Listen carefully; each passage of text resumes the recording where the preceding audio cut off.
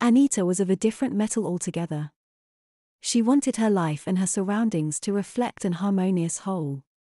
She eschewed the current fashions and sought those things that pleased her. The furnishings in the house were a mirror of her personality, solid, time-honored and dependable. She had no place in her home for the light airy elegance of Queen Anne or even the more solid Chippendale. Her kitchen table had been erroneously labeled Mission style at the furniture outlet, even though it was clearly a derivation of Spanish colonial. Frankly, it was a trestle table constructed of solid masses of oaken plank in the manner of medieval monasteries rather than being a modern reproduction of a Spanish colonial piece. The scars of normal living on its upper surface only served to enhance its attractiveness, much like the few silver hairs in mature Anita's coiffure lent character to her appearance.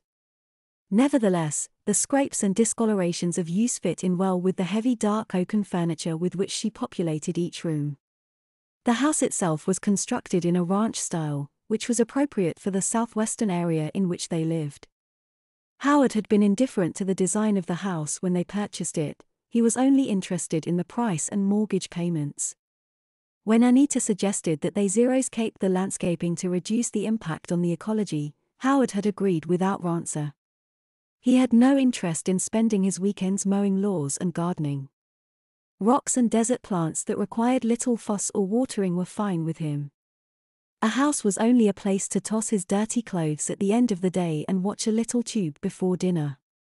He cared next to nothing about the house that Anita had chosen and was glad that she had the good sense to arrange things so that its management would be as simple as possible. Instead of using the more traditional red color associated with Spanish colonial, Anita had chosen to decorate her house in forest greens and a dark beige that bordered on being brown.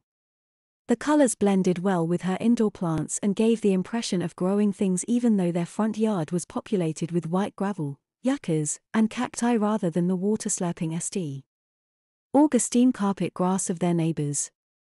At first their male neighbors had howled about their landscaping scheme, but after the first summer of grass browning, root deadening, scorching heat, they changed their collective minds and decided that the immaculate look of their yard wasn't as awful as they had imagined.